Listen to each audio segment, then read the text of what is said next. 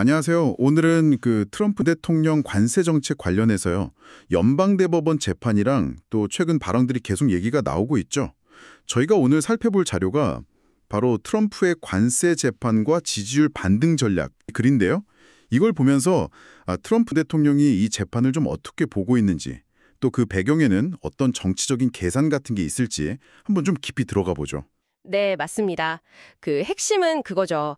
트럼프 행정부가 예전에 국제비상경제권한법 IEPA라고 하잖아요. 이걸 근거로 부과했던 관세가 과연 합법이냐 아니냐.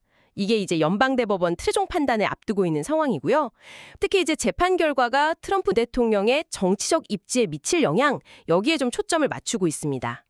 근데 트럼프 대통령이 소셜미디어에 올린 글 보면 어조가 강하더라고요. 뭐랄까, 이기면 미국이 최고 부자, 최고 안전한 나라가 되고 지면 완전 제3세계 수준으로 떨어진다. 이거 뭐 거의 나라의 명운을 건 듯한 그런 느낌인데요. 지난 9개월간 관세 덕분에 뭐 엄청난 부와 안보를 얻었고 중국하고 협상할 때도 유리했다. 뭐 이렇게 강조하던데 왜 이렇게까지 세게 나올까요? 네, 그게 참 흥미로운 지점인데요. 사실 이 재판 자체가 시작된 게 그 관세 때문에 직접적으로 피해를 본 미국의 중소기업들 있지 않습니까? 그리고 이제 민주당 성향의 12개 주, 여기서 트럼프 대통령을 상대로 소송을 제기하면서 시작된 거예요. 이미 1심하고 2심에서는 판결이 나왔어요. 대통령한테 행정명령만으로 관세를 막 부과할 그런 권한까지는 없다. 이건 위법이다. 이렇게요. 이미 1심, 2심에서 위법이라고 나왔는데도 대법원까지 갔다. 이거는 뭔가 법리적인 승산 말고 다른 계산이 좀 깔려 있다고 봐야 할까요? 단순히 뭐 법적 판단 이걸 넘어서 정치적인 메시지나 뭐 그런 효과를 노리는 걸까요? 네, 그럴 가능성이 상당히 높다고 봐야죠. 왜냐면 지금 연방대법원은 아시다시피 보수 성향 대법관이 다수잖아요. 그러니까 이제 하급심 판결이랑은 좀 다른 결과가 나올 수도 있지 않을까 이런 기대감이 작용했을 수 있고요. 만약에 대법원에서 이거 합법이다 이렇게 판결이 나오면 뭐 트럼프 대통령 관세 정책은 더 힘을 받겠죠. 정치적으로도 아주 유리해질 거고요.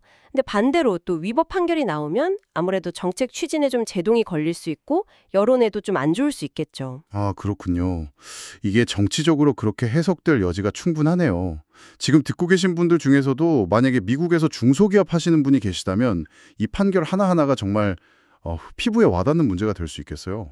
맞습니다. 정말 그렇죠.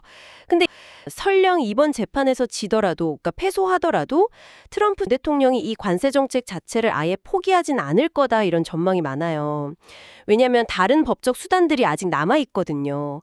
뭐 예를 들면 미국 무역법 301조라든지 아니면 무역 확장법 232조, 관세법 338조 같은 것들이요.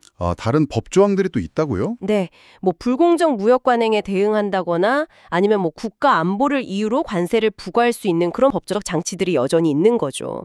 예를 들어서 특정 국가가 좀 불공정하게 무역을 한다 그러면 보복 관세를 매길 수 있는 조항도 있고요.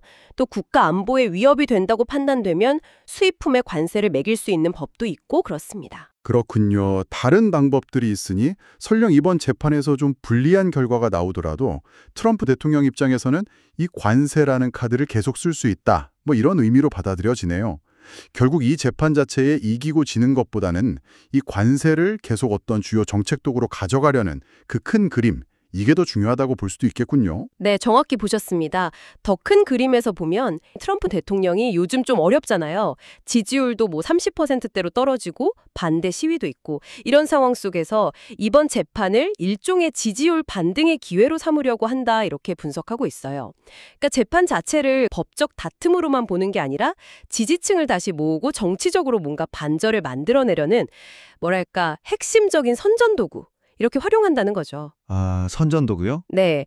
대법원을 향해서는 막 미국의 운명이 걸렸다 이러면서 합법 판결을 압박하는 모양새를 취하고요. 동시에 설령 여기서 지더라도 나는 기득권에 맞서 싸우는 투사다. 이런 이미지를 더 강화하려는 그런 계산된 움직임이라는 해석이 가능합니다. 나아가서 미국의 어떤 경제 패권, 이걸 유지하기 위해서는 관세 같은 좀 강압적인 수단이 불가피하다는 인식이 트럼프 정책 기저에 깔려 있다고도 지적하고요. 정리보자면 트럼프 대통령은 이 관세 관련 연방대법원 판결을 굉장히 중대한 사안처럼 거의 뭐 미국의 운명이 걸린 것처럼 규정하면서 이걸 이용해서 정치적 지지 기반도 다지고 또 반등도 노리는 그런 발판으로 활용하려는 의도가 보인다. 이렇게 정리할 수 있겠네요. 재판 결과가 어떻게 나오든지 간에 트럼프 대통령의 그 강경한 무역 정책 기조는 뭐 쉽게 바뀔 것 같진 않아 보입니다. 네, 맞습니다. 그래서 마지막으로 한번 생각해 볼 지점을 던져보고 싶은데요. 트럼프 행정부의 이런 관세 정책이 어떻게 보면 좀 약화된 미국의 경제 패권을 다시 지키려고 이런 강압적인 수단에 의존하는 현실을 보여주는 거잖아요. 그렇다면 이번 특정 소송의 그 법적인 결과 자체와는 좀 별개로요. 이런 공격적인 무역 도구에 대한 의존성 그 자체가 앞으로의 국제경제 질서나 또 그 안에서 미국의 역할 변화에 대해서 과연 무엇을 시사하는가, 이 점을 한번 깊이 고민해 보시면 어떨까 싶습니다.